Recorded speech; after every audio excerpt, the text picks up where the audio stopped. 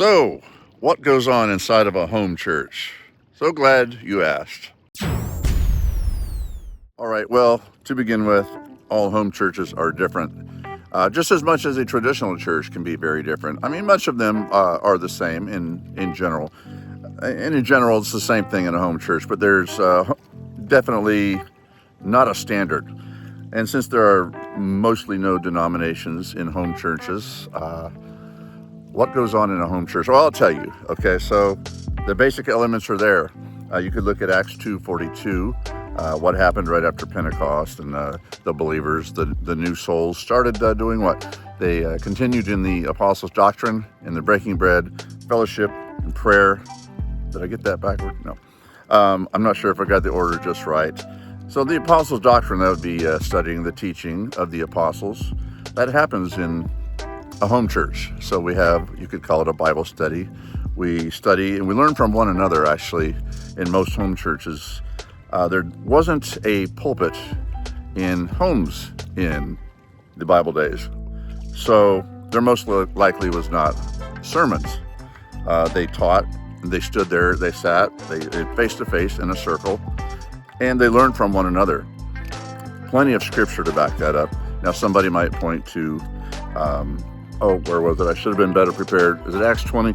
Paul speaking long, and the person fell out of the window and fell down, died, and Paul raised him from the dead. So Paul was talking long, but if you look there early on in that passage, he was dialoguing with them. He was speaking with them.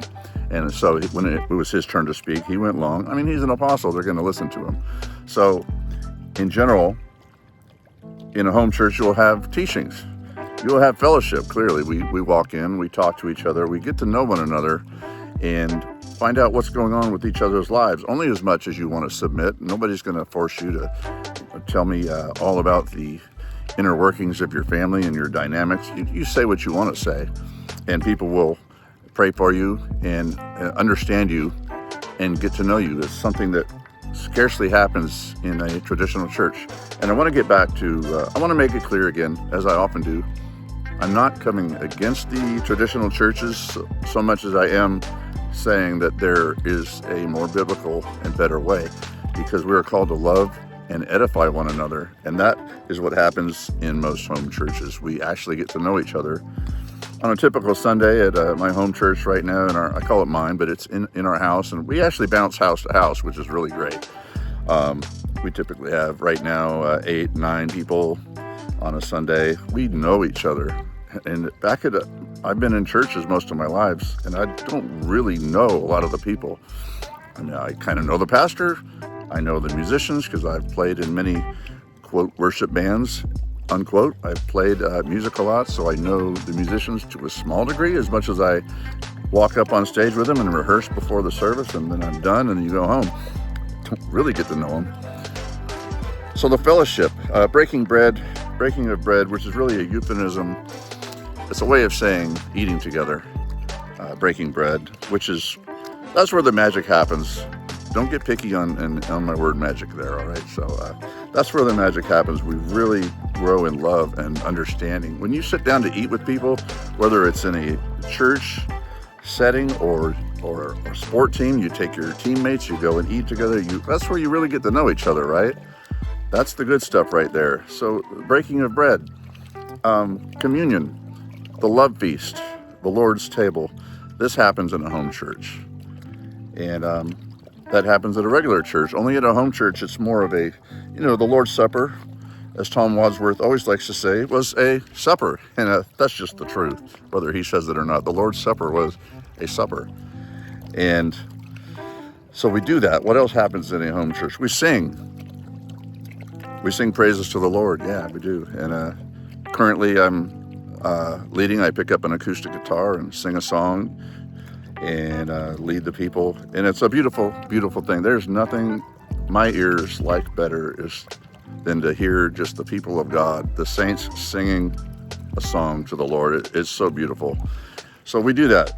By the way, the music and the singing in the Bible was technically never called worship. Praise, yes. Sing songs to the Lord. It also says it exhorts us in the Bible to sing psalms, spiritual songs, etc., to one another. I'm not sure exactly how that looks right now when the rubber meets the road. Working on that one. So it's not all vertical songs. There are songs that bless one another, just like we are to edify, build up one another. So in a home church, all these things happen. And by the way, none of them were called worship in the Bible. So the whole worship service terminology,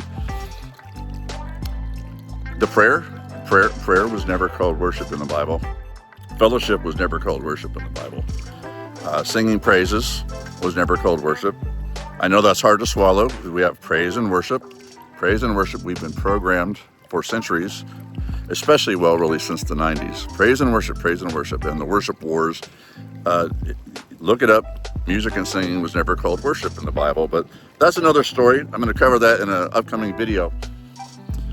By the way, I'm here at Percy Priest Lake today, out past, I call it past Nashville. I come from North Nashville. I'm kind of southeast right now.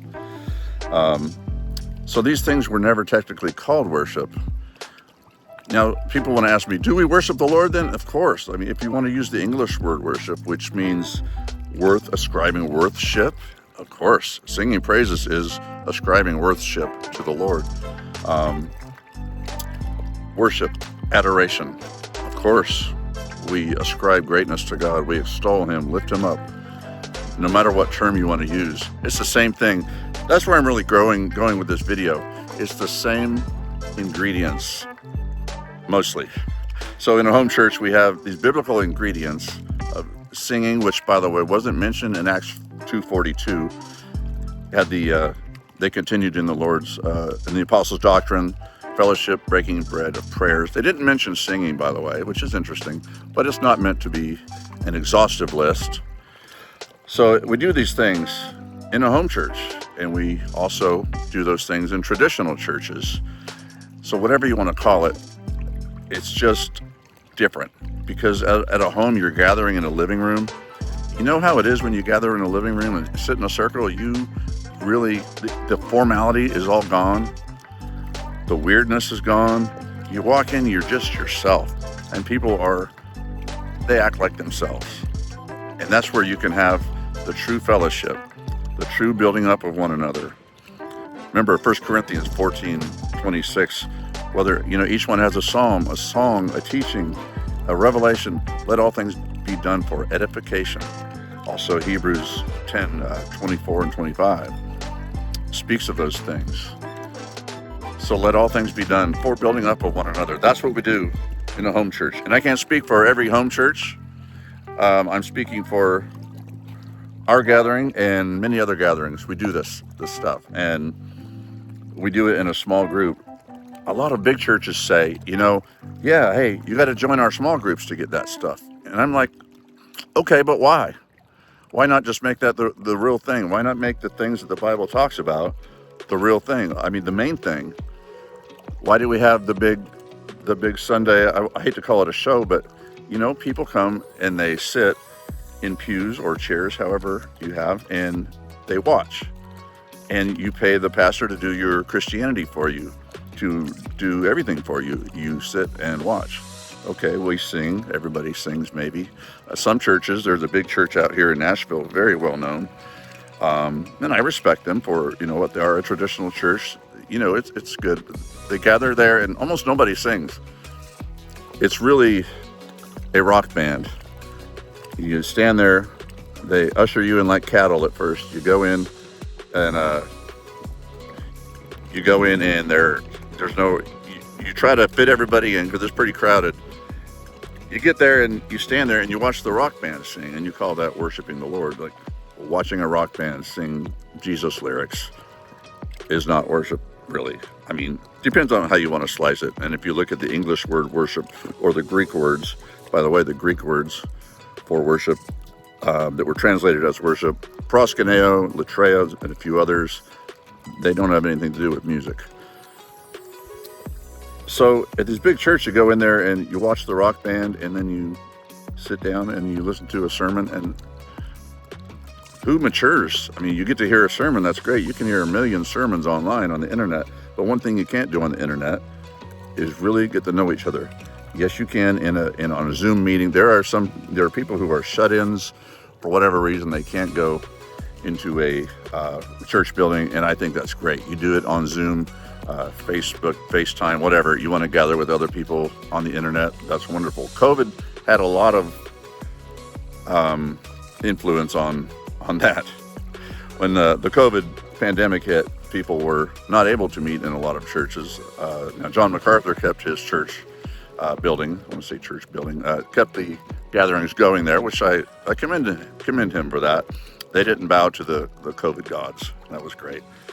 But in general, I think it's great to have church meetings. If you can't get out of your house, do it on the internet, face-to-face on the internet. That's great. So what happens in house churches? Pretty much what we're supposed to be doing. And that's all I wanted to say. People ask me, or they're wondering often, what goes on in your house church? What's it like?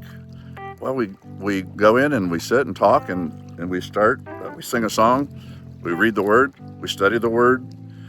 Different people have different teachings. Is it a pooling of ignorance? No, we'll talk about that another time. It's not. Absolutely not. So I guess that's it for this video. Thanks for watching. I wanted to give a report on what happens in a home church. So Shane again here at Percy Priest Lake. Thanks for watching. Don't forget to subscribe and hit the bell and drop a comment, whatever you want to do to help the channel grow, and we'll get the word out. Thank you for watching. God bless you.